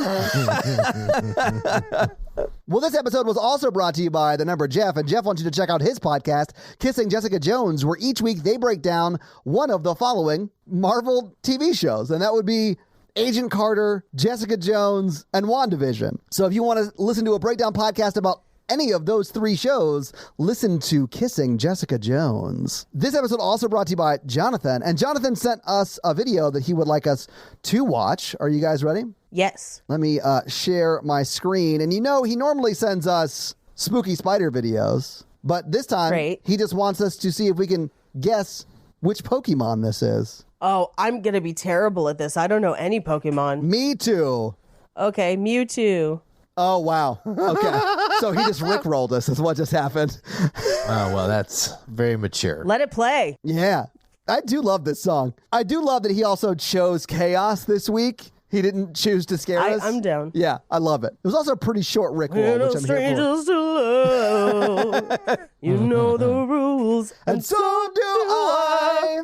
I can still sing with COVID. What? So, Jonathan, thank you so much for the love and I guess the Rick Astley. We appreciate it. Hey, thank you for never giving us up or letting us down or running around and hurting us. Exactly. So we now return you to another episode of The Patreonicals. Okay, look. I'm at the beach, so I'm gonna really. If you thought I half-assed the other episodes, Beaches still exist after the world's been destroyed multiple times? Amazing. Mikey, you went halfway to Atlantis just to phone it in? Say it ain't so. Oh, say it ain't so. okay, here we go. I got some weird shit. Let's do it. So in the ring of, they're making everybody fight. So the Atlantis people are making everybody fight for their enjoyment. So Right. Kumite, Doomite, if it's a fight to the my death. mom's on the balcony, so I feel like this is extra weird to like overhear me talk about. I love this. So Isaac, Karoon, and Kate are fighting, and they're teamed up with Nathan, Sneaky Snake, and Joey, and they're all fighting a giant squid, Okay, that checks out. and they're each in one of the calamari. tentacles. Captain Brother, Yeah. Captain Brother, and Jennifer the PH. He turned to Jennifer the PH and was like, "Look, you've been my first mate for a long time, but if we're gonna die, I need you to know that I love you." And then he Aw. like makes out with her. Yeah, Okay. that's what they're doing. They're like hooking up while everybody's fighting. I And just called to Say say I squid love you. Driscoll is talking to Shining Donut because they're not fighting right now, and he's like, "So you're just like a big donut that grows in size and not." I love how he's asking the questions we all have. Yeah, but then like Kaylee was like, "You're a really cute donut. Like, what's your deal?" And so he's like, "What's up, girl?" You want to get in my hole? Daniel and Aaron are meeting with the Mun people who are trapped or in Atlantis and are reunited, and they've decided to try to rebuild the Mun underwater, or they're just trying to talk out their options. But there's a few hundred of them under there, and they're meeting with them and organizing. Right. So Scott and his ghost and his shoulder Wes, they approach Amber and Allie, the mermaids, and they're like, how do you get Scott out of this? They're like, I'm going to use our mer magic. And so they start together sucking on his shoulder, What? What is happening? just sucking really hard. On trying to his get shoulder? trying to suck Driscoll out of his shoulder with their mer magic. Getting that sweet, sweet shoulder meat. And unfortunately, you're going to have to wait till next week to find out If sucking If on his this- shoulder was the key to unlocking him the whole time, magically. I'm so glad your mom was here to witness you make this up. Oh, and then Dave gets eaten by the squid at the very end. That checks out, right? Yeah. Well, all right. I guess we're going to have to wait till next week to find out if sucking on someone's shoulder will release the ghost that's living there on another episode of The Patreonicals. That's going to be it for us, you guys. I'm Paige. I'm Mikey. And I'm your horror virgin, Todd. Keep it ooky spooky. Yeah. Have a great week. Bye, porno watching nerds. Mikey, when you finish every episode of the Patreonicals, I feel like in your head you're like, fucking nailed it every time. And I love that for you. Just finishing it is really half the battle. Yeah, it is. Just getting through it is half the battle. Uh-huh. All right. Mikey rocks. Instead of G.I. Joe? Sorry. The more you know.